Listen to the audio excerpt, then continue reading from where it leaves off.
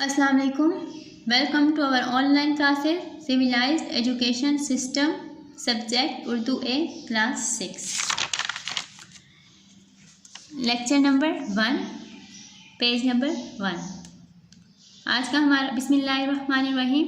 आज का हमारा उन्वान हम ऐसी नज़म जिसमें अल्लाह ताला की तारीफ़ बयान की गई हो।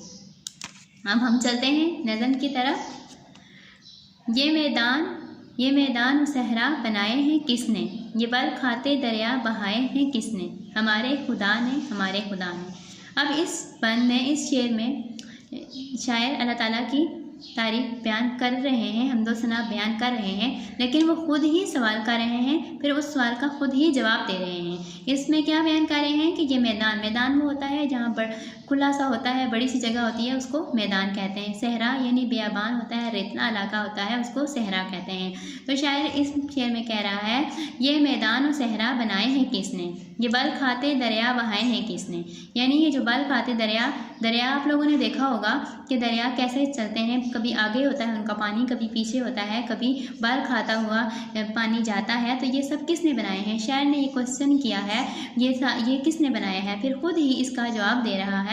कहता है कि हमारे खुदा ने। जब हम भी इन तमाम चीज़ों को देखेंगे, हम भी अगर किसी दरिया को देखें, किसी समुंदर को देखें, किसी भी चीज़ को देखें या किसी इलाके को देखें, कोई रेतला इलाका है तो हम देखें तो हमारे माइंड में भी क्वेश्चन आएगा, लेकिन हम उस क्वेश्चन का आंसर खुद ही देंगे। क्या देंगे कि ये सब चीज़ें अल्लाह ताला ने ही बनाई हैं, ये अल्लाह ताला ही की ज़ात है जो ये सब कर सकती है।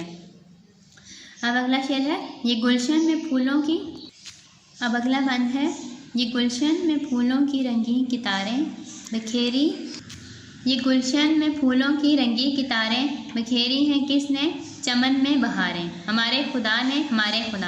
अब इस बंद में भी शायर अल्लाह ताला की हम्दो सना बयान कर रहे हैं और क्वेश्चन कर रहे हैं कि ये गुलशन का मतलब होता है बाग। यानी ये जो बाग हैं ये किसने बनाए हैं, ये फूलों की जो कितारें एक सीक्वेंस में फूल लगे होते हैं, ये किसने बनाए हैं। और जब हम बाग में जाते हैं, हमारी बाग में नज़र पड़ती है, वहाँ पे फूल ही फूल होते हैं, सब्ज़ा होता है, तो हम लोग भी सोचते हैं कि ये किसने बनाए हैं। इसी तरह शायर भी खुद ही इस नज़म में क्वेश्चन कर रहा है, कह रहा है कि ये किसने, ये बाग, ये दरख्त, ये फूल वगैरह, ये कितारों में की सूरत में ये जो फूल हैं, ये बाग हैं, ये किसने बनाए हैं। तो उसने फिर शायर ने खुद ही इसका जवाब दे दिया है कि सिर्फ एक अल्लाह की ऐसी ज़ात है, उसने ही बनाए हैं। और हम भी जब ये सोचें तो हम भी यही इसका आंसर देंगे कि अल्लाह ने बनाए हैं, क्योंकि दुनिया में किसी शख्स के अंदर इतनी हिम्मत नहीं है कि वो कोई एक पौधा भी लगा सके। जैसे अब हम देखते हैं कोई एक पौधा, हम लोग किसी पौधे का बीज लगाते हैं, वो पौधा बड़ा होता है, तो वो पौधा हमारे कुछ करने से नहीं होता, सिर्फ वो किसकी वजह से होता है, वो अल्लाह ताला की ज़ात है एक, उसकी वजह से ही होता है। अब नेक्स्ट बंद है ये चाँद और सूरज बनाए हैं किसने, स्याही के पर्दे उठाए हैं किसने, हमारे खुदा ने।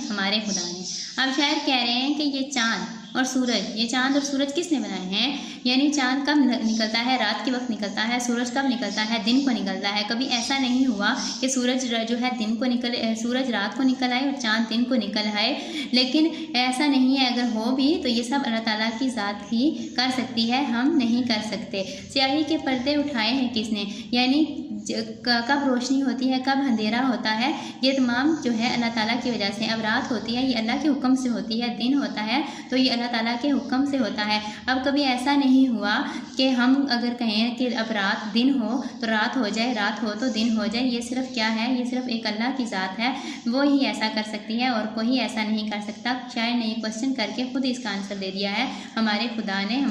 यानी क्या ये चाँद सूरज किसने बनाए, सिर्फ अल्लाह ताला ने ही बनाए।